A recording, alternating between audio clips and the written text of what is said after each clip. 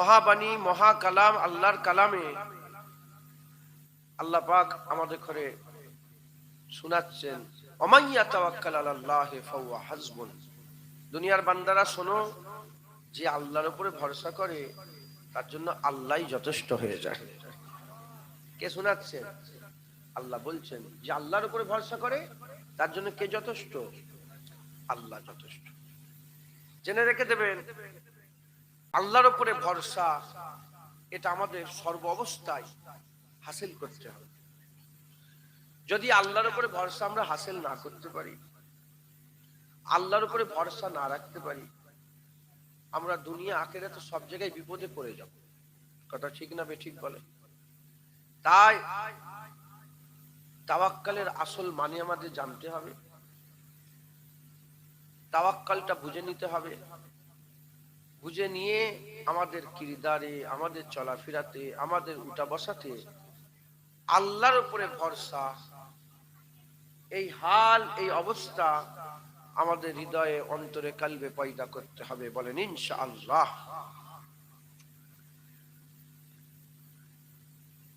তাওয়াক্কালের অর্থ হচ্ছে আল্লাহ পাকের বিধানের উপরে রাজি হয়ে থাকে। এক নম্বর অর্থ কি? আল্লাহর উপরে, আল্লাহ পাকের যে বিধান দিয়েছেন, নামাজ, রোজা, হজ, যাকাত, তাসবিহ, তেলাওয়াত, দান, খায়রাত, শরিয়াত, আল্লাহর বিধানের উপরে রাজি থাকে। দ্বিতীয় নম্বর, এই তাওয়াক্কালের যদি আপনি নিয়ামত পেতে চান, তাহলে দ্বিতীয় নম্বর হচ্ছে সমস্ত দুনিয়া ছেড়ে আল্লাহ পাকের দরজাতে মিসকিন হয়ে যাওয়া। সব ছেড়ে ছুড়ে দিয়ে আল্লাহর দরজায় মিসকিন হয়ে পড়ে থাকতে হবে, তাহলে আপনি তাওয়াক্কাল হাসিল করতে পারবেন। তৃতীয় নম্বর, আন্তরিকভাবে, অন্তর থেকে, হৃদয় থেকে, কল্ব থেকে আল্লাহর উপরে নির্ভরশীল থাকা। আপনার মধ্যে থাকে, আপনি তাওয়াক্কাল হাসিল করতে পারবেন, আল্লাহর উপরে ভরসা হাসিল করতে পারবেন। নচেত আপনি জীবনে আল্লাহর উপর ভরসা হাসিল করতে পারবেন না। আমি পয়েন্টগুলো আরেকবার বলছি। এক নম্বর, আল্লাহর বিধানের উপর রাজি থাকতে হবে। দ্বিতীয় নম্বর, সমস্ত দুনিয়ার লোভ লালসা ছেড়ে দিয়ে আল্লাহর দুয়ারে আমাদের মিসকিন হয়ে থাকতে হবে। আর তৃতীয় নম্বর, আন্তরিকভাবে দিল থেকে আল্লাহর উপরে প্রতিটা ব্যাপারে নির্ভরশীল থাকতে হবে। এই তিনটে গুণ যদি আপনার মধ্যে থাকে, আপনি আল্লাহর উপরে ভরসা করতে পারবেন। একবার জোরে বলেন সুবহান। তাওয়াক্কাল, আল্লাহর উপরে ভরসার বিভিন্ন পর্যায় আছে। আমরা যত মানুষ আছে, কুল, আমি একটাকে বাদ দিচ্ছি না, প্রতিটা মানুষ তাওয়াক্কাল করে। তাওয়াক্কাল মানে কি? ভরসা। প্রতিটা মানুষ ভরসা করে। চার জিনিসের উপরে ভরসা করে। কটার উপরে? চারটের উপরে ভরসা করে। এক নম্বর, মাখলুকের উপরে ভরসা করে। বাপের উপরে, মায়ের উপরে, ভাইয়ের উপরে, গরুর উপরে, ছাগলের উপরে, আল্লাহর মাখলুকের উপরে ভরসা করে। দ্বিতীয় নম্বর ভরসা মাল দৌলতের উপরে, জমির উপরে, জায়গার উপরে, দোকানের উপরে, মার্কেটের উপরে, ঘরের উপরে, মাল ধন দৌলতের উপরে ভরসা করে। তৃতীয় নম্বর, নিজের শক্তির উপরে ভরসা করে। কিসের উপরে? শক্তির উপর। আমি যদি একটু ভেঙে ভেঙে বলি তাহলে আরো ভালো হবে। অনেকে বলে আমার বাপ যতদিন আছে আমার কোনো টেনশন নেই। আছে না নেই? ওর ভাই হয়তো বড় অফিসার, পুলিশ অফিসার, ওর ভাইয়ের উপরে ভরসা। আমার ভাই কমিশনার, কোনো অসুবিধা নেই। মাখলুকের উপরে ভরসা। আমার চারটে গরু আছে, আমার কোনো অসুবিধা নেই, আমার ঠিক দুধ দুয়ে কিংবা গরু পুষে আমার চলে যাবে। এই গরুর উপরে, মাখলুকের উপরে ভরসা। আমার পুকুর আছে, আমার অসুবিধা নেই, আমার 100 বিঘে জমি আছে, আমার কোনো অসুবিধা নেই। এ কার উপরে ভরসা? দৌলতের উপরে ভরসা, ধন দৌলতের। আমার ব্যাংকে 500 কোটি টাকা আছে, আমার আর কোনো অসুবিধা নেই। এ কার উপরে ভরসা রেখেছে? ধন দৌলতের উপরে। তৃতীয় নম্বর, নিজের শক্তির উপরে ভরসা। যতদিন আমার গায়ে শক্তি আছে আমি মুটেগিরি করেও খেয়ে নেবো, আমি কলকাতায় গিয়ে মাথায় মাল বুঝা চেপিয়েও খেয়ে নেবো, ভ্যান চালিয়েও খেয়ে নেবো, আমি জোন খেটেও খেয়ে নেবো, এই কার উপরে ভরসা করেছে? নিজের শক্তির উপরে ভরসা করেছে। তিনটে হলো। 4 নম্বর হচ্ছে আল্লাহর উপরে ভরসা করা। একবার জোরে বলেন সুবহানাল্লাহ। এই যে তিনটে ভরসা করলো, এই তিনটেই ফানা, একমাত্র আল্লাহর ভরসা বাঁকা। একবার জোরে বলেন। মুসলমানের ছেলেরা, এ নবীর উম্মত উম্মতিরা, যে বান্দা আল্লাহ পাক যাকে বান্দা করে পাঠিয়েছে, এই চারটের উপরে ভরসা রাখে। হয় সে মাখলুকের উপরে ভরসা রাখে, নাহলে নিজের শক্তির উপরে ভরসা রাখে, নাহলে ধন দৌলতের উপরে ভরসা রাখে, নাহলে আল্লাহর উপরে ভরসা রাখে। যদি সে মাখলুকের উপরে, ধন দৌলতের উপরে, নিজের শক্তির উপরে ভরসা রাখে, ফানা হয়ে যাবে, এ ভরসা তার কাজে আসবে না। আর যদি সব ছেড়ে দিয়ে আল্লাহর উপরে ভরসা রাখে, এই ভরসা কাজে আসে যাবে, এই ভরসা কাজে লেগে যাবে। এ নবীর উম্মত উম্মতিরা, মাখলুকের উপরে ভরসা, মাখলুকের উপরে ভরসা, এই মাখলুকের উপরে ভরসা ততক্ষণ পর্যন্ত থাকবে যতক্ষণ থাকবে মাখলুক, যতক্ষণ থাকবে। বাপের উপরে ভরসা করলো, বাপ যতদিন বেঁচে আছে ভরসা আছে, বাপ মরে গেল ভরসা চলে গেল। মায়ের উপরে ভরসা করলো, ভাইয়ের উপরে ভরসা করলো, যতদিন আছে ভরসা আছে, চলে গেল সব ভরসা চলে গেল। এই নবীর উম্মত উম্মতিরা, দ্বিতীয় নম্বর ধন দৌলতের উপরে ভরসা। যতদিন দৌলত আছে ভরসা আছে, দৌলত চলে গেল ভরসা চলে গেল। নিজের শক্তির উপরে ভরসা, যতদিন শক্তি আছে ভরসা আছে, শক্তি চলে গেল ভরসা চলে গেল। কারণ আল্লাহ পাক কুরআন শরীফের মধ্যে বলেছেন, কুল্লু মান আলাইহা ফান ওয়া ইয়াবকা ওয়াজহু রাব্বিকা যুল জালালি ওয়াল ইকরাম। সব ফানা হয়ে যাবে, পাপ চলে যাবে, ধন দৌলত চলে যাবে, আর টাকা পয়সা চলে যাবে, নিজের শক্তি চলে যাবে। এই মুরব্বীরা সব বসে আছে, শক্তি আস্তে আস্তে চলে যাচ্ছে, ক্যান্সার হয়ে গেছে, পা ভেঙে গেছে, হাত কেটে বাদ হয়ে গেছে, চোখে কানা হয়ে গেছে, বুবা হয়ে গেছে, শক্তি শেষ হয়ে গেছে। কিন্তু এই বান্দা যদি মাখলুকের উপরে, নিজের শক্তির উপরে, দৌলতের উপরে ভরসা না করে আল্লাহর উপরে যদি ভরসা করে, ওয়ায়াবকা ওয়াজহু রাব্বিকা যুল জালালি ওয়াল ইকরাম, আমার আল্লাহ বাঁকা, চিরকাল বাঁকা থাকবে। কবর ও কিয়ামতে, পুলসিরাতে, দুনিয়াতে, প্রতিটা মঞ্জিলে আল্লাহ বান্দার জন্য যথেষ্ট হয়ে যাবে।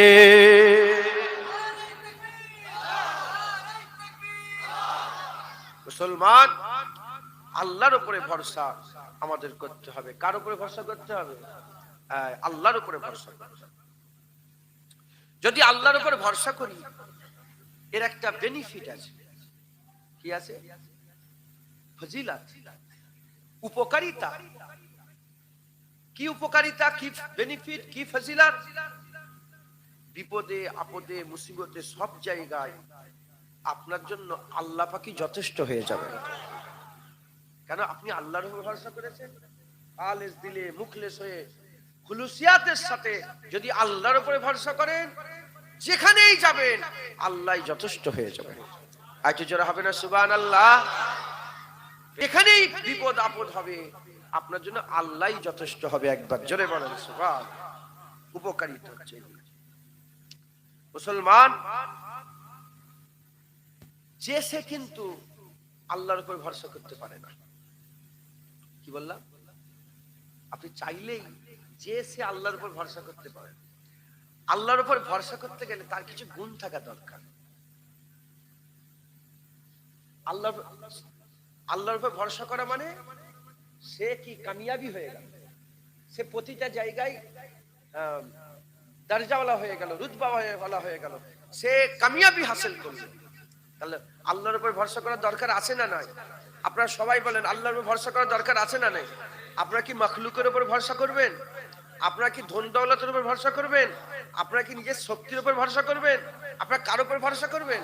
আল্লাহর উপরে ভরসা করবেন। তাহলে আমরা আল্লাহর উপর ভরসা করতে চাই, কিন্তু এত সোজা নয় যে সে আল্লাহর উপর ভরসা করতে পারবে না। আল্লাহর উপর ভরসা করতে গেলে কিছু গুণ থাকা দরকার। 1 নম্বর, পরিপূর্ণ ঈমানের অধিকারী হতে হবে। এই 1 নম্বর গুণ কি? পরিপূর্ণ, তাকে ঈমানওয়ালা হতে হবে। পরিপূর্ণ ঈমানওয়ালা হলে সে আল্লাহর উপর ভরসা করতে পারবে, নচেত আল্লাহর উপর ভরসা করতে পারবে না। 2 নম্বর, ধৈর্য। কারণেওয়ালা হতে হবে, অল্পতেই তাকে সন্তুষ্ট থাকতে হবে, অল্পতেই।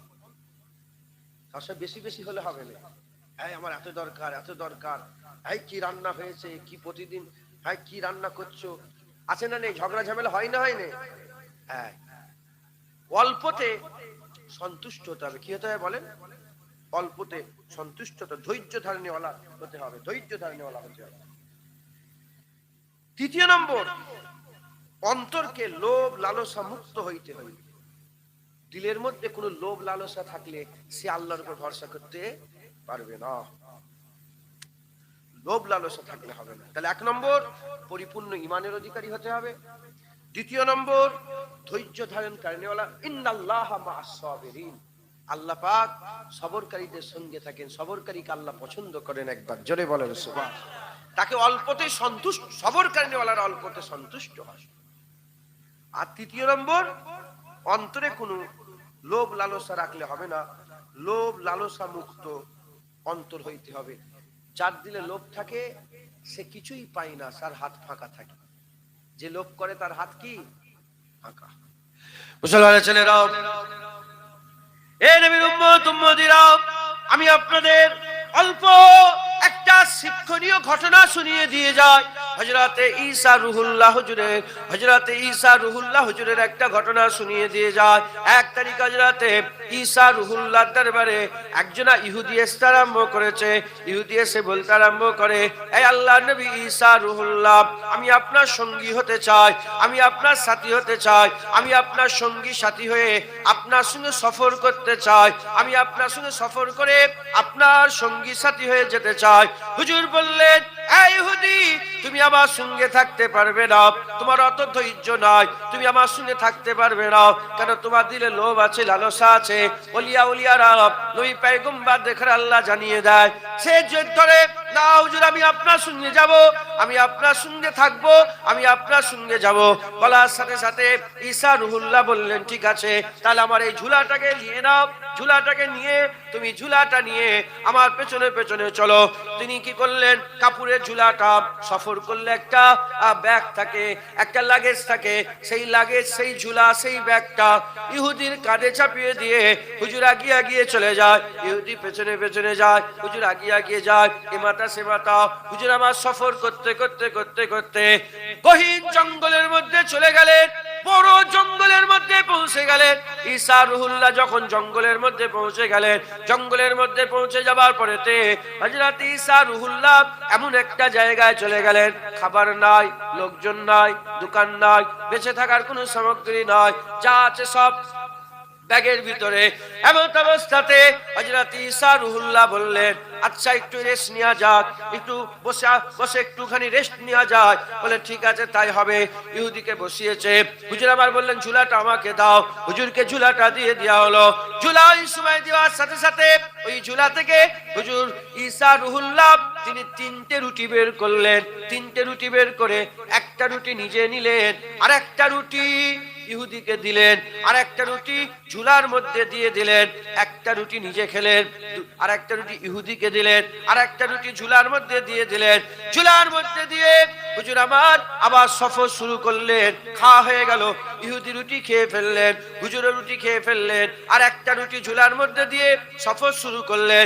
যেতে যেতে যেতে যেতে বেশ কিছুটা যাওয়ার পরেতে হযরত ঈসা রুহুল্লাহ বলতে আরম্ভ করে দেন, এই ইহুদি, আমার সেই রুটিটা আমাকে দিয়ে দাও, আমার সেই রুটিটা দিয়ে দাও। বলার সাথে সাথে ইহুদি বলতে আরম্ভ করে, রুটি, রুটি আবার কোথা থেকে এলো? রুটি তো আমার কাছে নাই, রুটি তো আমার কাছে নাই। বলার সাথে সাথে হুজুর বললেন, কেন? রুটি তো তোমার কাছেই ছিল। বললেন, না না, আমার কাছে কোনো রুটি নাই। হুজুর কোনো কথা বললেন না, আগিয়ে আগিয়ে গেলেন। কিছু দূর যাওয়ার পরে দেখতে পেলেন একটা হরিণ তার 2টো শাবককে নিয়ে, হরিণ তার 2টো বাচ্চা শাবককে নিয়ে হেঁটে হেঁটে যাচ্ছে। হযরত ঈসা রুহুল্লাহ ওই হরিণের বাচ্চাটাকে ইশারা করলেন। ইশারা করার সাথে সাথে ছুটে চলে এলেন। ইশারা করার সাথে সাথে ছুটে চলে এলেন। যখনই ছুটে চলে আসে, ছুটে আসার সাথে সাথে আর আল্লাহ পাকের কুদরতে হুজুর দোয়া চাইলেন, দোয়া চাওয়ার সাথে সাথে আল্লাহর কুদরতে আগুন জ্বলে গেল, আল্লাহর কুদরতে জবাই হয়ে গেল, আল্লাহর কুদরতে ভুনা হয়ে গেল। হুজুর কি করলেন? ভুনাটাকে খেলেন। ভুনাটাকে খেয়ে হাড়গুলোকে জড়া করে কুম বিইজনিল্লাহ, কুম বিইজনিল্লাহ, যখনই কুম বিইজনিল্লাহ বললেন, আল্লাহর কুদরতে হাড় হারকাত করতে আরম্ভ করলো। পুনরায় জিন্দা হরিণ ভুনা হওয়ার পরেতে হাড়ে হাড়ে জোড়া লেগে আবার জিন্দা হয়ে যায়। যেটা হবে না সুবহানাল্লাহ। ঈসা রুহুল্লাহকে আল্লাহ পাক এই নিয়ামত দিয়েছিলেন। প্রতিটা নবীদের আল্লাহকে একটা স্পেশালিটি। ঈসা রুহুল্লাহর স্পেশালিটি ছিল তিনি মরাকে জিন্দা করে দিতেন। যেটা হবে না সুবহানাল্লাহ। মরাকে কুম বিইজনিল্লাহ বললে মরা জিন্দা হয়ে যেত। ঈসা রুহুল্লাহ যখন মাটির কাদা দিয়ে মাটির পাখি তৈরি করে কুম বিইজনিল্লাহ বলতেন, জ্যান্ত হয়ে উড়ে উড়ে চলে যেত। তাই শুনছেন? তো ঈসা রুহুল্লাহ কার উপরে ভরসা করে? যদি বলেন কার উপরে ভরসা করে? আর ইহুদি কার উপরে ভরসা করেছে? ইহুদি ও তো রুটিটা লুকিয়ে ফেলেছে। ও তো দেখতে খাবার ফাবার কিছু নেই, রুটি একটা, রুটি একটা। ওই রুটিটা যদি দিয়ে দিই তাহলে আমি কি খাবো? ইহুদি রুটির উপরে ভরসা করেছে, ঈসা রুহুল্লাহ আল্লাহর উপর ভরসা করেছে। ঈসা রুহুল্লাহ খেলেন, খেয়ে ইহুদি সব ধীরে ধীরে দেখলো, দেখে হুজুর খেয়ে নেওয়ার পরে বলেন, ইহুদি রুটি কোথা? বলে, হুজুর রুটি তো আমার কাছে নেই, রুটি আমি জানি না। বললেন না, আবার আগিয়ে আগিয়ে যান। যেতে যেতে যেতে যেতে একটা খাল পড়েছে, নদী পড়েছে। এ মাথা থেকে সে মাথা যাবে। আমরা যদি যেতে চাই কার উপরে ভরসা করতে হবে? আল্লাহর উপর ভরসা করো। নৌকা দরকার, আল্লাহর উপর ভরসা বাড়াক। কি দরকার? জঙ্গলের মাঝখানে নৌকা নেই, কি করে পার হবে? হুজুর ইহুদির হাতটা ধরেছে, ধরে বিসমিল্লাহ বলে আল্লাহর কুদরতে পানির উপর দিয়ে হেঁটে হেঁটে পার হয়ে যায়। পার হওয়ার সাথে সাথেই হুজুর ঘুরে বলে, ইহুদি রুটি কোথায়? হুজুর রুটি তো আমি জানি না, রুটির খাওয়া আমি বলতে পারবো। মুসলমানের ছেলেরা, এ নবীর উম্মত উম্মতিরা, হুজুর কিছুই কথা বলেন নাই, কারণ আল্লাহ পাক নবীদের ঘরে ধৈর্য দিয়েছেন। নবীরা অত সহজে রেগে যান না, ধৈর্য ধারণ করেন। হযরত ঈসা রুহুল্লাহ কোনো কথা না বলে আবার আগিয়ে আগিয়ে চলে গেলেন, লোকালয়ের কাছাকাছি হলেন। লোকালয়ের কাছাকাছি হয়ে হুজুর কি করলেন? ইহুদিকে বললেন, হুজুর কি করলেন? একটু বালি জড়া করলেন, মরুভূমির বালু একটু জড়া করলেন। মরুভূমির বালু জড়া করে হযরতে ঈসা রুহুল্লাহ আল্লাহ পাকের দরবারে দোয়া চেয়ে বললেন, আল্লাহ পাক এই বালিটাকে সোনা করে দেন, এই বালিটাকে সোনা করে দেন। বলার সঙ্গে সঙ্গে আল্লাহর কুদরতে ওই বালুগুলোকে আমার আল্লাহ সোনায় পরিণত করে দিলে। সোনা হয়ে গেছে। হুজুর ওই সোনাটা গেলে 3 ভাগ করলেন। কয় ভাগ? 3 ভাগ। এক ভাগ হুজুর বলেন, 1 ভাগ আমার ইহুদি, 1 ভাগ তোমার, আর 1 ভাগ সোনা যার কাছে রুটি আছে তার। বলার সঙ্গে সঙ্গে ইহুদি রুটি বের করেছে, বের করে বলে, হুজুর রুটি তো আমার কাছে আছে।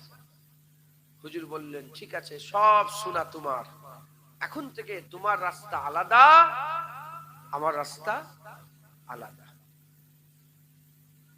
মুসলমানের ছেলেরা, এ নবীর উম্মত উম্মতিরা, ওই সময়তে হযরত ঈসা রুহুল্লাহ একা রুটিটাকে সঙ্গে করে নিয়ে আর ঝুলাটাকে সঙ্গে করে নিয়ে হুজুর আবার একা বেরিয়ে চলে গেলেন। এদিকে ইহুদি কি করে? এদিকে ইহুদি সোনাগুলোকে জড়া করতে আরম্ভ করলেন। সব সোনা জড়া করলেন। সোনা জড়া করার পরেতে পুটলি করলেন। যখনই পুটলি করে এবার বেরোতে যাবে, দুঃসুর দল চলে এলো, কিছু ডাকাত চলে এলো। ডাকাত এসে আর ইহুদিকে বলতে আরম্ভ করে, 1 তলোয়ারের আঘাত মারবো, ধর একদিকে হয়ে যাবে, মাথা একদিকে হয়ে যাবে, ধর একদিকে হয়ে যাবে, মাথা একদিকে হয়ে যাবে। বলার সাথে সাথে ইহুদি বলতে আরম্ভ করে, ভাই সকল আমাকে মারবেন না, ভাইয়েরা আপনারা আমাকে মারবেন না, এক কাজ করেন, আপনারা দুজন আছেন, আমি একজন, সোনাটাকে ভাগ করি, এক ভাগ আমি নিই, এক ভাগ আপনি নেন, এক ভাগ আপনি নেন। বলার সাথে সাথে দুষ্টুর দলেরা, ডাকাতের দলেরা, তারাও রাজি হয়ে গেল। তারাও রাজি হয়ে গিয়ে তারা মাল ভাগ করে নিল। ভাগ করে নেওয়ার পরেতে তাদের মধ্যে একজন বলল, খিদে লেগে গেছে, পাশেই তো বাজার, বাজার থেকে যদি কিছু খাবার নিয়ে আসো তাহলে কি হবে, তাহলে আমরা খেয়ে এখান থেকে যে যা রাস্তায় বেরিয়ে যাব। বললে ঠিক আছে। একজন চলে গেল বাজারে। যে বাজারে গেল তার মনের মধ্যে লোভ, পুরা সোনাটাকে আমি একা লবো। মনে মনে চিন্তা করে, যদি আমি এই খাবারের সাথে বিষ মাখিয়ে দিই, জহর যদি মাখিয়ে দিই তাহলে কি হবে, তাহলে পুরা দুজন খেয়ে মরে যাবে, পুরো সোনা আমার হয়ে যাবে। এদিকে দুজন বসে বসে বলে, তিনটে ভাগ করব কেন, দুটো ভাগ করব। ও আসবে, এক তলোয়ারের আঘাত মারবো, ধর থেকে মাথা আলাদা হয়ে যাবে, সোনা আমরা দুজন মিলে ভাগ করে নেব। এমন অবস্থাতে যে বাজারে গেল, সে বাজার থেকে খাবার কিনলো, তাতে বিষ মাখালো, বিষ মাখিয়ে যখনই পৌঁছেছে, এক তলোয়ারের আঘাত মেরেছে, গর্দান আলাদা হয়ে গেছে, ধর আলাদা হয়ে গেছে। এরা দুজন মিলে সোনার পুটলা করেছে। সোনার পুটলা করে যখন বেরোতে যাবে, খাবারের দিকে নজর পড়ে গেল। যখনই খাবারের দিকে নজর পড়ে গেল, ওই সময়তে এরা বলল, ভাই খাবারটা কেন পড়ে থাকবে। বলার সাথে সাথে এরা খাবার খেয়ে নিল। খাবার খাওয়ার সাথে সাথে এরাও মারা গেল। এরা তিনজনই মারা গেল, সোনার জায়গায় পড়ে গেল। তাই লেখক লিখেছেন, লোভ কোনদিন, যারা লোভী ব্যক্তি হয় সে কোনদিন কিছুই পায় না। লোভীদের হাত ফাঁকা থাকে, লোভীদের হাত ফাঁকা থাকে। তাই আল্লাহর উপরে ভরসা করতে গেলে আপনাকে অল্পতেই সন্তুষ্ট হতে হবে, আপনার পাক্কা ঈমানওয়ালা হতে হবে, অল্পতেই সন্তুষ্ট হতে হবে, ধৈর্য ধারণ করতে হবে। লোভ যদি না থাকে, আমার আল্লাহ আপনার অন্তরে হৃদয়ে আল্লাহর উপরে ভরসা করার এই নিয়ামতটা আল্লাহ দান করে দেবে। যেটা হবে না সুবহানাল্লাহ। খবরদার লোভ করবেন, লোভ করবেন না, লোভ করবেন না। লোভ যদি করেন সর্বনাশ হয়ে যাবে। কিতাবওয়ালা বলছে, একটা লোভী কুকুরের দুর্দশা। আর একটা লোভের উপরে বলবো ছোট্ট করে, একটা কুকুর সে মুখে খাবার নিয়ে পানির ধারে গেছে। কোথায় গেছে? পানির ধারে যাওয়ার সাথে সাথে পানিতে কি দেখতে পেয়েছে? ওই ছবি দেখছে, ওদের চার একটা কুকুর, এর গালে খাবার আছে, ওর গালেও দেখছে খাবার আছে। এই খাবারটা আছে, আবার এর দিলে লোভ পয়দা আছে। কুকুরের দিলে কি হয়েছে? ওই খাবারটা লিয়ার লোভ পয়দা হয়েছে। যখনই নিতে গেছে এর খাবারটাও পড়ে গেছে। তাই লোভীদের হাত ফাঁকা হয়। লোভ যারা করে কোনোদিন সে সাকসেসফুল হয় না, সে কোনোদিন কিছুই পায় না। লোভ করবেন না। আর লোভ যাদের দিলে থাকে, সে আল্লাহর উপরে ভরসা করতে পারে না। মুসলমান যারা তাওয়াক্কুল করে, আল্লাহর উপরে ভরসা করে, তাদের দায়িত্ব স্বয়ং আল্লাহ নিয়ে নেন। যেটা হবে না সুবহানাল্লাহ।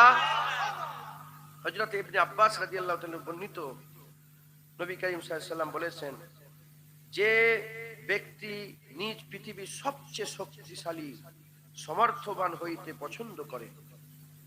হযরত আব্বাস রাদিয়াল্লাহু তাআলা বর্ণিত, হুজুর পাকের চাচা যান হচ্ছেন হযরত আব্বাস।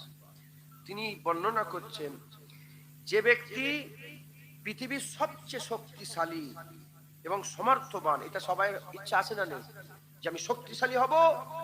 আর সমর্থবান মানে কি? টাকা পয়সা ধন দৌলতে আমি বড় হব। যদি কেউ হতে চায়, পছন্দ করে, তাহার উচিত আল্লাহর উপরে ভরসা করা। যদি হবে না সুবহানাল্লাহ। কেউ যদি শক্তিশালী হতে চায় সারা পৃথিবীর, আর সমর্থবান যদি হতে চায়, তার উচিত কি? হুজুর পাক বলছেন আল্লাহর উপরে ভরসা করা, আল্লাহর উপরে ভরসা করা। যে ব্যক্তি সবচেয়ে বেশি সম্মানীয় হইতে পছন্দ করে, তার উচিত আল্লাহকে ভয় করা। হাদিস পাক, আল্লাহকে ভয় করা। আর যে ব্যক্তি সবচেয়ে ধনবান হইতে পছন্দ করে, তার উচিত নিজের অধিকারে যা আছে উহার তুলনায় আল্লাহর নিকট যা আছে তাহাকে অধিকতর কার্যকারী ও উপকার বলিয়া বিশ্বাস রাখা। মাথায় ঢুকছে? বুঝতে পেরেছেন? আল্লাহর উপরে ভরসা করলে ফজিলত কি? আমার আল্লাহ তাকে শক্তিশালী করে দেন, সমর্থবান করে দেন, দুনিয়া আখিরাতে বড় করে দেন। একবার জোরে বলেন সুবহানাল্লাহ। মুসলমানের ছেলেরা, এ নবীর উম্মত উম্মতিরা, হযরতে সালেম রাদিয়াল্লাহু তাআলা আনহু থেকে বর্ণিত, হুজুর পাক সাল্লাল্লাহু আলাইহি ওয়াসাল্লাম বলেছেন, ঈসা রুহুল্লাহ হুজুর বলতেন, আগামী কালের জন্য তোমরা খাবার জোগাড় করো না, আগামী কালের জন্য তোমরা খাবার জোগাড় করে রেখো না। হযরতে ঈসা রুহুল্লাহ তিনি তিনার কওমকে, তিনার উম্মত দেখে বলতেন, এ আমার উম্মতেরা, খবরদার আগামী কালের জন্য তোমরা খাবার জোগাড় করে রাখো না, তোমরা খাবার জোগাড় করে রাখো না। কারণ হুজুর উদাহরণ দিতেন, তিনি বলতেন, মুসলমানের ছেলেরা, হুজুর বলতেন আগামী কালের জন্য জোগাড় করে রাখো না, কারণ আল্লাহ পাকের যত মাখলুক আছে কেউ খাবার জোগাড় করে রাখে না।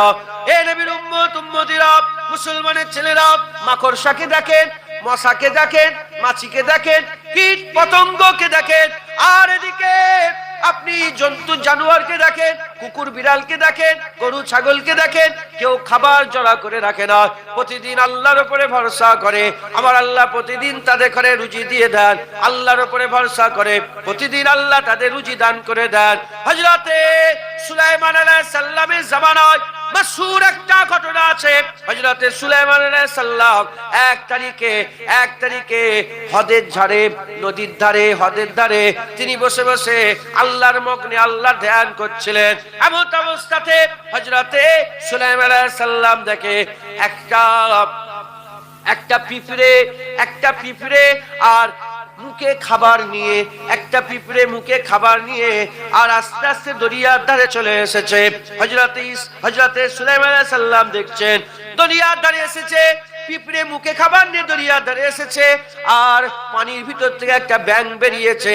ব্যাঙটা বেরিয়ে জিভটাকে বের করে দিয়েছে।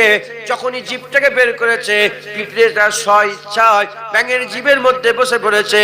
ব্যাঙ জিভটাকে টেনে নিয়ে মুখের মধ্যে ঢুকিয়ে নিয়ে আর ওই দরিয়ার ভিতরে প্রবেশ করেছে। কিছুক্ষণ পরেতে আবার দেখা যায় ওই ব্যাঙটা আবার বেরিয়েছে, জিভটা বের করেছে। পিঁপড়ের মুখে খাবার নাই, পিঁপড়েটা এমনি বেরিয়ে জমিনে চলে এসেছে। হযরত সুলাইমান আলাইহিস সালাম তিনি বাদশা ছিলেন, এমন বাদশা ছিলেন, ওরকম বাদশা আল্লাহ কাউকে দেয় নাই। হযরত সুলাইমান আলাইহিস সালামের স্পেশালিটি ছিল রাজত্ব। হযরত সুলাইমান আলাইহিস সালাম বললেন, এ পিঁপড়ে, কি ব্যাপার? হুজুর পিঁপড়ের সাথেও কথা বলতেন। আল্লাহ পাক কুরআন শরীফে বর্ণনা করেছেন, হুজুর পিঁপড়ের কথা বুঝতে পারতেন, পিঁপড়ের পায়ের আওয়াজটাও শুনতে পেতেন।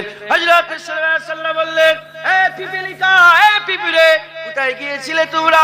বলার সাথে সাথে পিঁপড়ে বলতে আরম্ভ করে, হুজুর বিয়াদুই মাফ করে দেন, ওই দরিয়া নিচতে একটা পাথর আছে, ওই পাথরের তলাতে একটা পতঙ্গ আছে, কীট পতঙ্গ আছে, একটা পতঙ্গ আছে, সে আল্লাহ পাকের হুকুমে চলাফেরা করতে পারে না, এক জায়গাতে রয়ে যায়, চলাফেরা করতে পারে না। আবার আল্লাহ পাককে ইয়াদ করে, আমার আল্লাহর উপরে ভরসা রাখে, আমার আল্লাহ পাক এই ব্যাঙটাকে আর আমি পিঁপড়ে আমাকে দায়িত্ব দিয়েছে, তাই আমি প্রতিদিন ওখানে খাবার নিয়ে খাইয়ে দিই। ওই খাবারে ওই কীট পতঙ্গটা সন্তুষ্ট হয়ে যায়। যেটা হবে না সুবহানাল্লাহ। এ কোনো গল্প নয়, হাকিকাত। ও দরিয়ার তলায়, ওই পাথরের তলায় হাঁটা চলার ক্ষমতা নেই, একটা পতঙ্গ বসে বসে আল্লাহ পাককে ডাকছে। একটা কিরা, একটা ছোট্ট পোকা, পিঁপড়ের খাবারে তার পেট ভরে যায়। মানে কত ছোট, বুঝতে পেরেছেন?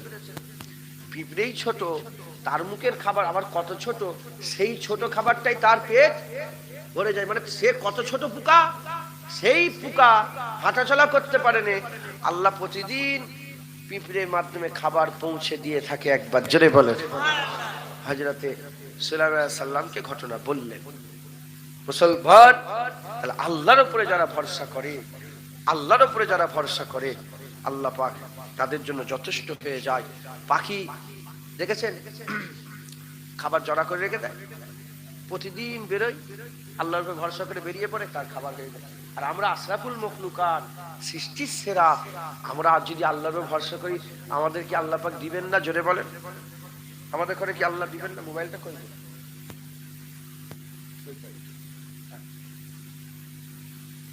কি গো, আল্লাহ দিবেন না? অবশ্যই দেবেন, নিশ্চয়ই দেবেন। আল্লাহর উপরে ভরসা করবেন। কার উপরে ভরসা করতে হবে? আল্লাহর উপরে। করবেন তো না? শুনবেন, উঠবেন, যেমন কালকে তেমন, আজকে যেমন কালকে তেমন থাকবেন না? পরিবর্তন। বলেন ইনশাআল্লাহ। আল্লাহ যদি চাই হবে, না হলে হবে না। আল্লাহর উপরে চান না যে আল্লাহ আমাকে এমন দিল দেন যে দিল আপনার উপরে ভরসা করে। বলেন আল্লাহুম্মা আমিন। বলেন আল্লাহ, বলেন আল্লাহ। আল্লাহ পাক ফাজকুরুনি আযকুরুকুম, যে আল্লাহকে ডাকে আল্লাহ তাকে ডাকে। ডাকুন আল্লাহ, আল্লাহ আমাকে এমন দিল দেন যে দিল আপনার উপরে ভরসা করে। বলেন আমিন। আল্লাহ কবুল করেন। হ্যাঁ, আল্লাহর উপরে ভরসা করলে সব জায়গায়, এটা দুনিয়া তো দুনিয়া, আখিরাতেও আপনার আল্লাহ পার করে দেবে। জোরে বলেন আল্লাহর উপর ভরসা রাখবে। বলেন ইনশাআল্লাহ, ইনশাআল্লাহ। হযরতে মালিক ইবনে দিনার, তিনি একদিন হজে যাচ্ছিলেন। কোথায় যাচ্ছিলেন? আল্লাহর খবর করে হজের দিকে যাচ্ছিলেন। যেতে যেতে যেতে যেতে যেতে যেতে একটা লোককে দেখে, অনেক বড় গান, ছোট্ট করে একটা লোক দেখে, পায়ে দড়ি বাঁধা, হাতে দড়ি বাঁধা, পাহাড়ের ধারে মুখে দড়ি বাঁধা, ফেলে রেখে না না, ভুল হচ্ছে, আল্লাহ মাফ করে।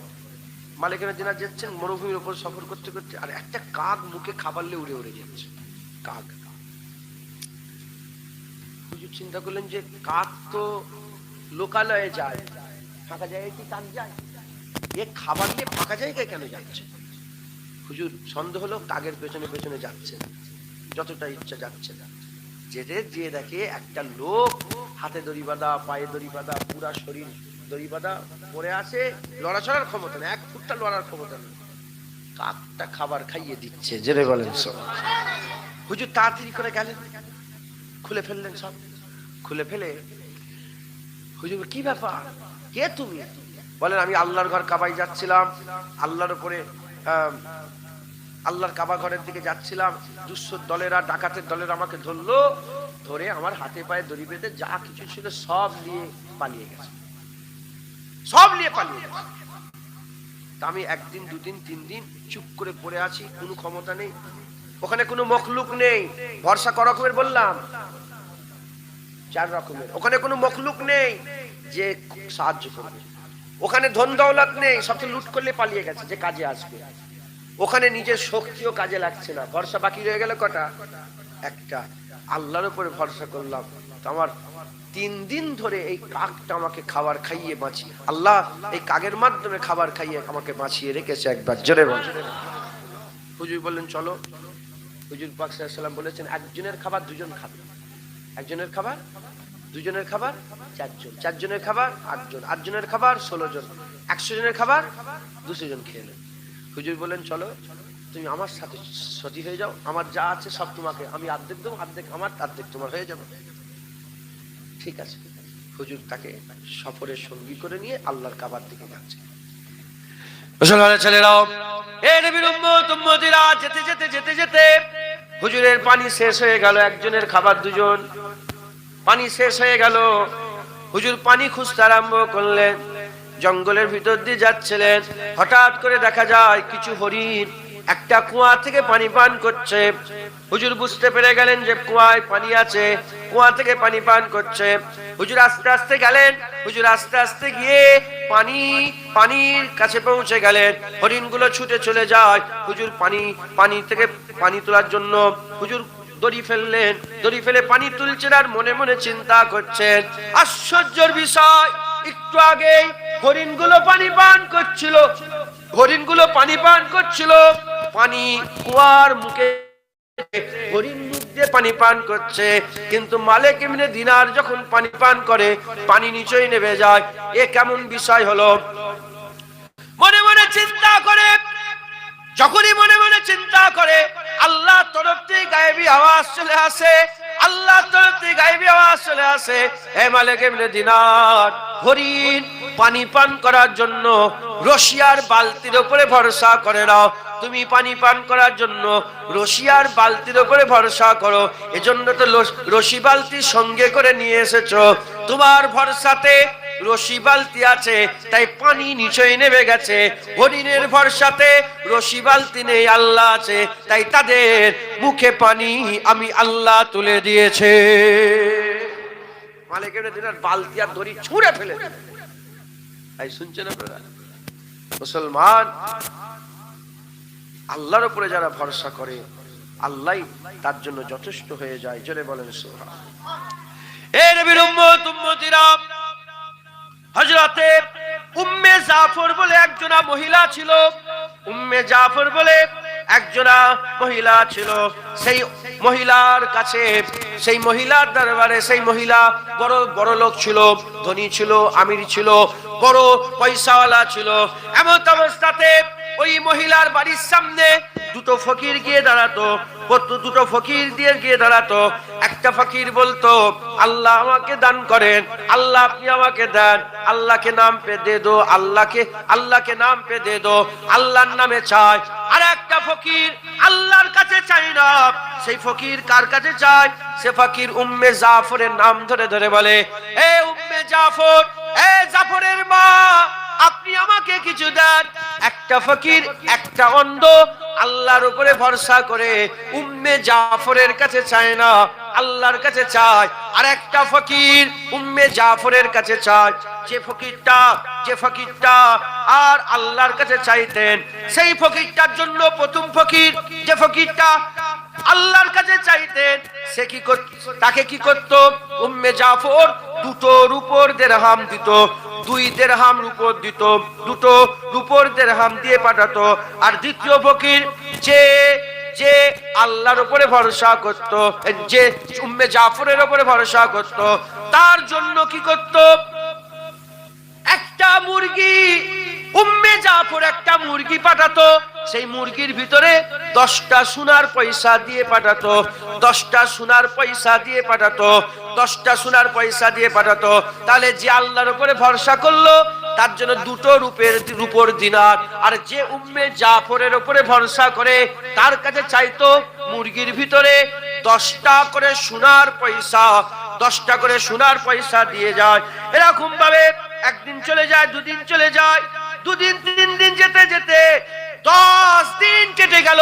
10 দিন কেটে যাওয়ার পরেতে উম্মে জাফর বলে, যাও দুটো ফকিরকে আমার কাছে নিয়ে আসো, দুটো ফকিরকে আমার কাছে নিয়ে আসো। ফকিরকে নিয়ে আসা হয়েছে। ওই সময় ফকিরকে জিজ্ঞাসা করে, বলে তোমার কত টাকা হলো, তোমার কত টাকা হলো, আর তোমার কত টাকা হলো। ওই সময়তে যে আল্লাহর কাছে চাইতো তার কাছে নয়, যে দ্বিতীয় ফকির যে উম্মে জাফরের কাছে চাইতো, উম্মে জাফরের কাছে চাইতো, তাকে যখনই প্রশ্ন করলো কত টাকা হয়েছে, সে বলতে আরম্ভ করে, আমার কাছে 20টা রূপোর পয়সা হয়েছে, 20টা রূপোর পয়সা হয়েছে।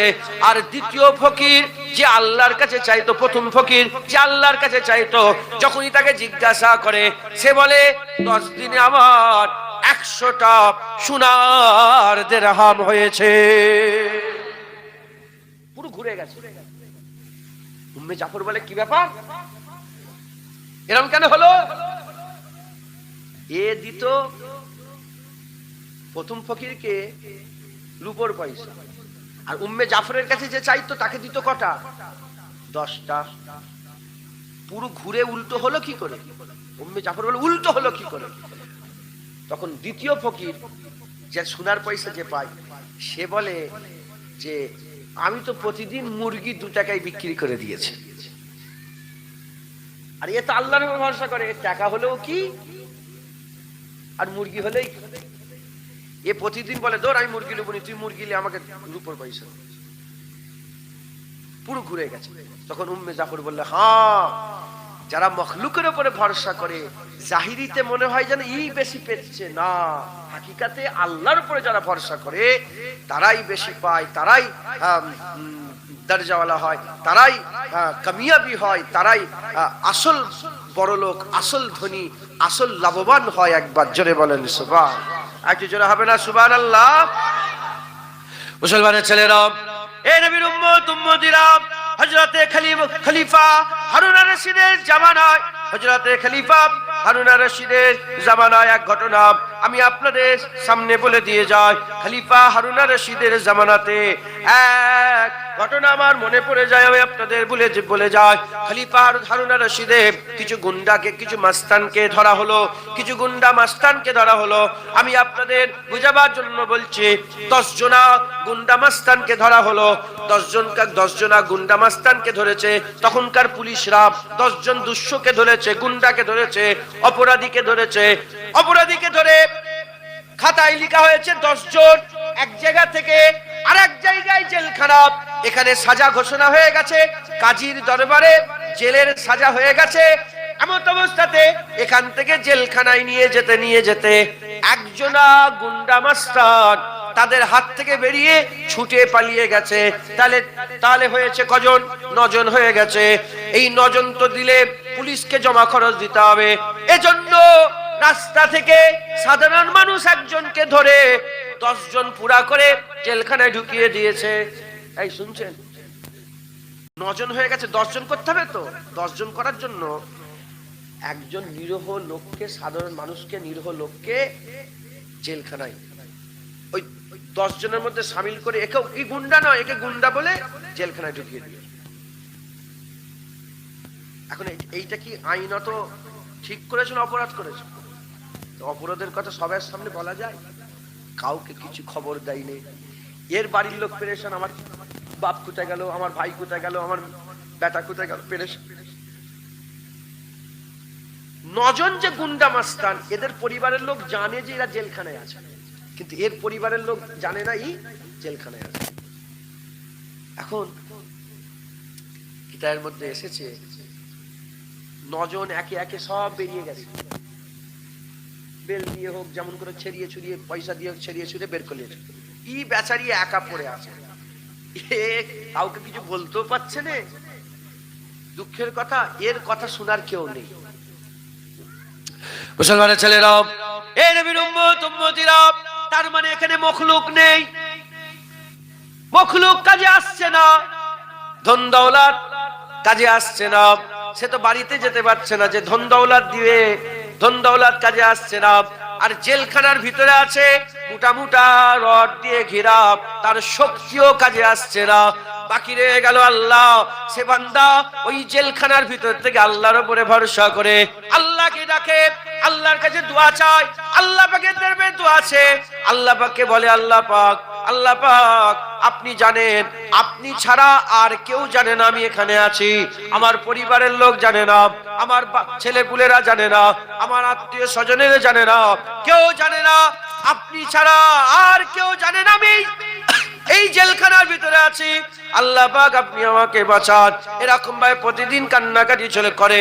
বছরের পর বছর চলে যায়, বছরের পর বছর চলে যায়। 1 তারিখে ওই জোয়ার সহ্য করতে পারে না, দীর্ঘদিন ধরে আছে। তো ওই জায়গার যারা গার্ড ছিল তাদের সঙ্গে একটা সম্পর্ক হয়েছে। সে গার্ডকে বলে, তুমি আমাকে একটা কাজ করতে পারবে? বলে, কি কাজ বলো ভাই? বলে, আমাকে একটু পেন আর পৃষ্ঠা এনে দিতে পারবে, একটা খাতা আর কলম এনে দিতে পারবে? বলে, হ্যাঁ এনে দিতে পারবো।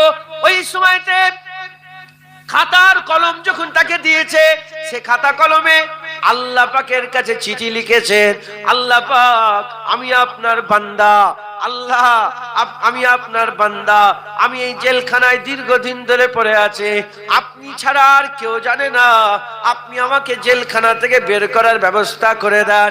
আল্লাহকে চিঠি লিখে ওই গার্ডের হাতে দিয়ে বলে, জেলখানার ছাদের উপরে উঠো, ছাদের উপরে উঠে এটাকে হাওয়ায় উড়িয়ে দাও। ওই সময়তে ওই জেলের লোকেরা লোকটা ছাদের উপরে উঠে হাওয়ায় উড়িয়ে দিয়েছে। যেদিন এই ঘটনা ঘটেছে সেই দিন রাত্রে বেলাতে সেই জামানার খলিফা হারুন আর রশিদকে আমার আল্লাহ স্বপ্ন দেখাচ্ছেন, জেলের স্বপ্ন দেখাচ্ছেন। জেলের স্বপ্ন দেখিয়ে ওই জেলখানার ওই কুঠরির স্বপ্ন দেখালেন। ওই কুঠরির স্বপ্ন দেখিয়ে ওই কুঠরির মানুষটার স্বপ্ন দেখিয়ে বললেন, একে একে খালি খামাখাই জেলখানায় ঢুকিয়ে রাখা হয়েছে, একে বের করো, এর আদব করো, তাজিম করো, সম্মান করো। একে তুমি নিজে বের করে একে এর বাড়িতে পৌঁছে দাও। বলার সাথে সাথে ঘুম থেকে যখনই ঘুম ভেঙেছে, স্বপ্ন দেখার পরে ঘুম ভেঙেছে, হুজুর সঙ্গে সঙ্গে বেরিয়ে পড়েছেন। সকাল হয়ে গেছে, জেলখানায় গিয়ে পৌঁছেছেন। জেলখানায় গিয়ে ওই জায়গায় যে হাজির হয়ে গেছেন, হাজির হয়ে গিয়ে দেখেন যে আল্লাহ পাক যে স্বপ্ন দেখিয়েছিলেন সেই মানুষটা আছে, তাকে বের করেছে, ঘরে নিয়ে গেছে, রাজদরবারে নিয়ে গেছে। হাজার হাজার সৈন্যর উপর পয়সা দিয়েছে, পোশাক দিয়েছে, ইজ্জত করেছে, সম্মান করেছে। নিজে তাকে ইজ্জত সম্মান করে তার বাড়িতে পৌঁছে দিয়েছে। হবে না সুবহানাল্লাহ? হ্যাঁ মুসলমান, সব আল্লাহ পাকের কুদরতি হাতে, সব আল্লাহ পাকের। আল্লাহ পাকের হাতে বলা বিয়াদবি, গুনাহ হয়ে যাবে। আল্লাহ পাকের কুদরতি হাতে কি বলবেন? অনেকে বলেন আল্লাহর হাতে আছে, আল্লাহর হাত আছে, নাউজুবিল্লাহ। আল্লাহ পাকের কুদরতি হাত বলবেন। কি হাত বলবেন?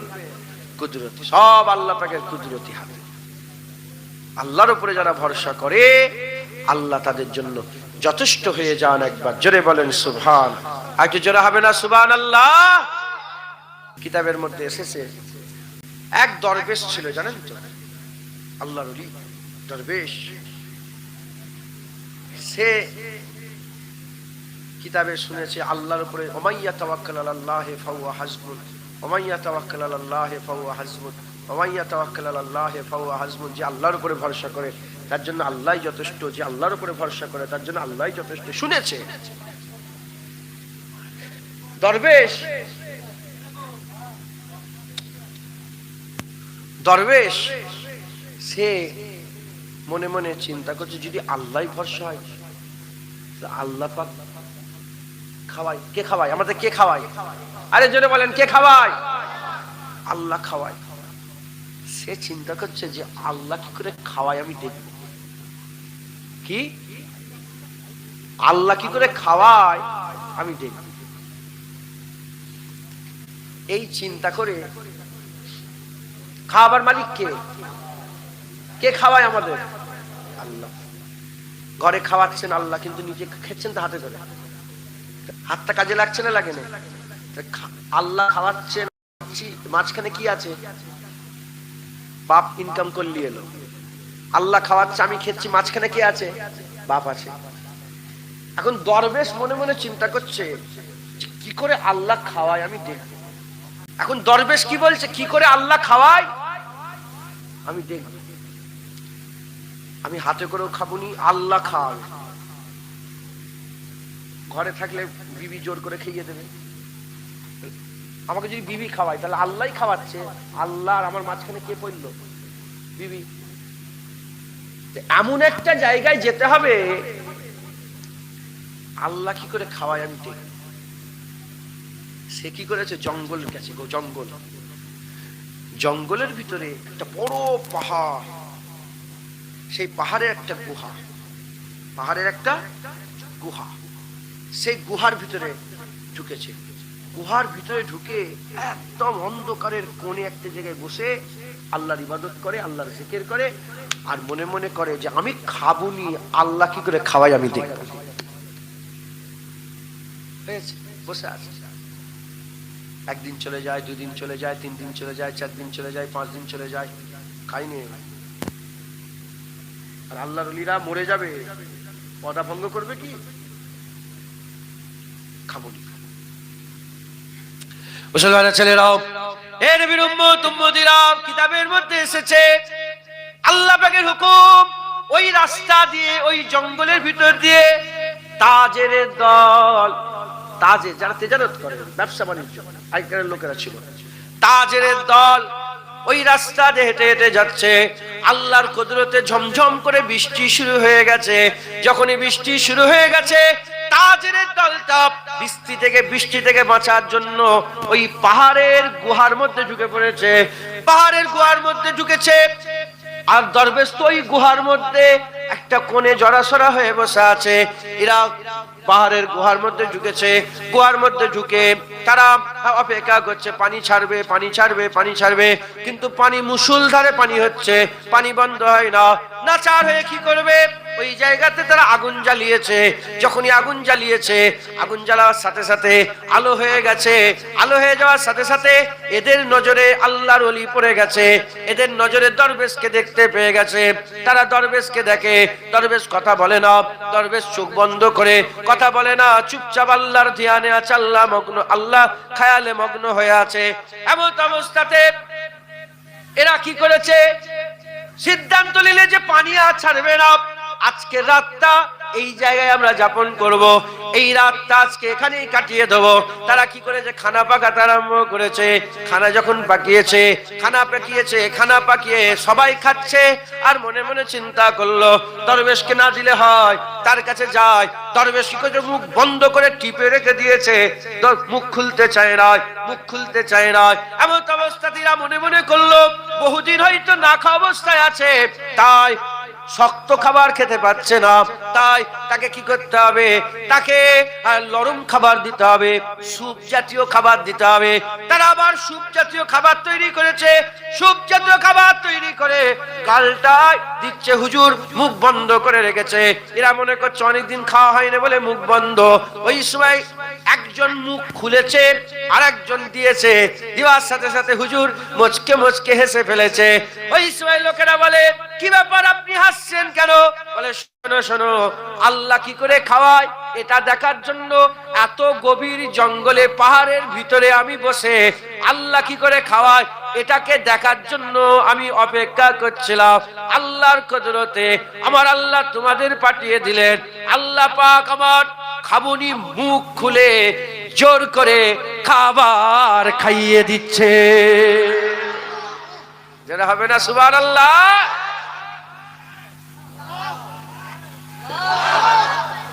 আল্লাহর উপরে যারা ভরসা করে, আল্লাহ তার জন্য যথেষ্ট। মাইয়া তাওয়াক্কাল আলাল্লাহি ফাহুয়া হাসবুন। একবার জোরে বলেন সুবহান। হ্যাঁ, হুজুর পাক সাল্লাল্লাহু আলাইহি ওয়াসাল্লাম একদিন ওয়াজ করছিলেন, শুনছেন আপনারা? হুজুর পাক সাল্লাল্লাহু আলাইহি ওয়াসাল্লাম একদিন ওয়াজ করছিলেন। এবার আমাকে ঠান্ডা লাগছে, আর হচ্ছে না। হুজুর পাক সাল্লাল্লাহু আলাইহি ওয়াসাল্লাম একদিন ওয়াজ করছিলেন।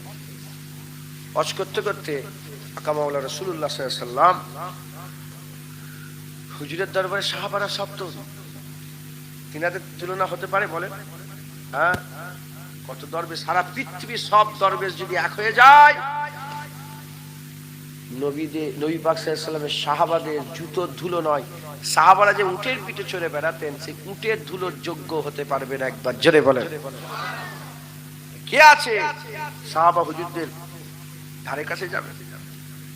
যত বড় বড়ই দরবেশ হোক, সাহাবাদের ধারে কাছে যেতে পারবে না। হযরতে দাতা আলী হুজবিরি রাহমাতুল্লাহ আলাইহি তিনি কাশফুল মাহজুব বলে একটা কিতাব লিখেছেন, তরিকাতের কিতাব, ইলমে মারিফাতের কিতাব। কাশফুল মাহজুব কিতাবে লিখেছেন, যদি কেউ কামেল সুফি দেখতে চাও, কামেল সুফি যদি দেখতে চাও, আবু বকর সিদ্দিককে দেখো। আবু বকর সিদ্দিক হচ্ছে কামেল সুফি ছিলেন। একবার জোরে বলেন। কে? রাসূলুল্লাহর বড় সাহাবা আবু বকর, তিনি কামেল সুফি ছিলেন। তাহলে সাহাবা হুজুরদেরও দরবেশ ছিলেন, সুফি ছিলেন। আল্লাহ পাক তিনাদের মাকাম বড় করেছেন। কথা ঠিক না বেঠিক বলেন? সুফি সাহাবা, দরবেশ সাহাবা, কথা ঠিক না বেঠিক বলেন? তো হুজুর ওয়াজ করতে করতে বলছেন, এই আল্লাহর উপরে ভরসার কথা বলতে বলতে বলছেন রাসূল পাক সাল্লাল্লাহু আলাইহি ওয়াসাল্লাম যে, শোনো, যদি কেউ আল্লাহ পাকের উপরে ভরসা করে আর বলে আল্লাহ আমি খাবো, আল্লাহ তাকে নিজে কুদরতি হাতে খাইয়ে দেবেন। যেটা হবে না সুবহানাল্লাহ। ওনার মধ্যে তো একজন দরবেশ ছিল আশেক। কি গো, মনে মনে ইচ্ছা হবে না যে আল্লাহ খাওয়াবে, আমি খাবো? হবে না, হবে না? সে কি করেছে? চিন্তা করছে ঘরে যে আমি যদি ঘরে থাকি তাহলে আমি ঘরে থাকবো, একদিন খাবো না, দুদিন খাবো না, 5 দিন খাবো না, কমজোর হয়ে যাবো, জমিনে পড়ে যাব, ঘরের লোকজনরা খেয়ে দেবে, লোকের হাতে খাওয়া হলো। কথা ঠিক না বেটি?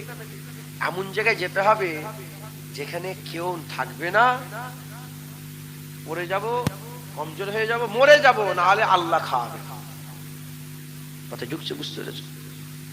এই ওয়াজ শুনে সে চলে গেছে জঙ্গলে, আল্লাহর ইবাদত করে, জিকির করে, আল্লাহর ইবাদত করে, জিকির করে, এরকম করতে করতে করতে করতে করতে খাওয়া দাওয়া কিন্তু বন্ধ, পানি পর্যন্ত খায়। হাদিস কিতাবের মধ্যে এসেছে আল্লাহ পাক ওকে পানি বর্ষণ হতে আরম্ভ হয়েছে। গাঁট পার হয় পানি, হাঁটু পার হয়, কোমর পার হয়, বুক পার হয়, গলা পার হয়, মুখ পর্যন্ত। সে তো কমজোর হয়ে গেছে, আর গাছে উঠতে পারবে? কতদিন খাইনে, কি গাছ ধরে চাকতে পারবে, উঠতে পারবে? শক্তি দরকার নেই তো, ঝকমক করে ঠেলে দেইরে উঠেছে, এই পর্যন্ত পানি, নাকটা বেশ বেরিয়ে আছে। তারপরে আল্লাহ আবার পানি দিয়েছে, যখন নাক পর্যন্ত আর সহ্য হয়নি, ঘটঘট করে পানি পান করে ফেলেছে, পানি খেয়ে ফেলেছে। মুখটা ছেলে উঁচু করে রেখেছে, হঠাৎ করে দেখা যায় আল্লাহর কুদরতের চতুর্দিকে একটা খুশবু বেরোচ্ছে, খুশবু বেরোচ্ছে। দূর থেকে দেখা যায় যে একটা বড় সুন্দর খাঞ্চা। হুজুর বলে আমি ওরম খাঞ্চা জীবনে দেখিনি একবার, জোরে বলেন সুবহানাল্লাহ। আর তাতে সুন্দর সব ফল সাজানো আছে। ওই খাঞ্চাটা পানিতে ভেসে ভেসে ভেসে ভেসে মুখের কাছে এসে হাজির। কতদিন খাওয়া হয়নি, আর খাঞ্চা আর খাবার, ওই খাঞ্চায় খাবার, জান্নাত থেকে আল্লাহ জান্নাতি খাবার পাঠিয়েছেন একবার, জোরে বলেন সুবহানাল্লাহ। আর জোরে হবে না সুবহানাল্লাহ? কোরআন শরীফে ঘটনা আছে, হাওয়ারি বলে একটা দল ছিল, ঈসা রুহুল্লাহর হাওয়ারি নাম শোনেন না আপনার? উলামায়ে হযরত জানেন। হাওয়ারিরা বললো যে আমাদের জন্য আল্লাহ যদি খাঞ্চা পাঠাতেন জান্নাত থেকে খুব ভালো হতো। হুজুর বলেন আমি বেতুকি প্রশ্ন করুনি। আল্লাহ বলেন ঠিক আছে, ঠিক আছে, আমি পাঠাবো। আল্লাহ তাদের জান্নাত থেকে খাঞ্চা পাঠিয়েছিলেন একবার, জোরে বল। তাহলে ঈসা রুহুল্লাহর উম্মতের জন্য যদি জান্নাত থেকে খাবার আসে, মুসা আলাইহিস সালামের জন্য জান্নাত থেকে মান্না সালওয়া যদি আসে, তাহলে আমাদের কি হবে না? যদি আমরা চাই, চাওয়ার মতন চাইতে হবে, আল্লাহর উপর ভরসা করতে হবে। তো জান্নাতের খাবার এসে গেছে খানচায়। এখন জান্নাতের খাবার খানচায় সাজানো, কতদিন খাওয়া হয় না। এ বান্দা লোভ সামলাতে পারেনি, তাড়াহুড়ো করে খেয়ে ফেলেছে। যখনই তাড়াহুড়ো করে খেয়ে ফেলেছে, আল্লাহর তরফ থেকে গায়েবী আওয়াজ আসে, বান্দা যদি তুমি আজকে তাড়াহুড়ো না করতে, তাড়াহুড়ো করে যদি না খেয়ে নিতে, আমি আল্লাহ তোমাকে নিজে কুদরতি হাতে খাইয়ে দিতাম একবার, জোরে বলেন। একটু জোরে হবে না সুবহানাল্লাহ? আল্লাহ খাইয়ে দেবে তোমাকে, আল্লাহর উপরে ভরসা, আল্লাহর উপরে ভরসা। এবার ভরসা কাকে বলে? বিবি ছেলে সব মাথায় তুলে দেয় ভরসা। হুজুর পাক সাল্লাল্লাহু আলাইহি ওয়াসাল্লাম বলছেন, উটের দড়ি খুঁটোতে বেঁধে ভরসা। কি হুজুর বলেছেন? হাদিস পাকের মধ্যে এসেছে উটের দড়ি খুঁটোই বেঁধে ভরসা। উটের দড়ি খোলা আছে আর তুমি আল্লাহ ভরসা, আল্লাহ ভরসা বলে শুয়ে পড়বে না, হবে না।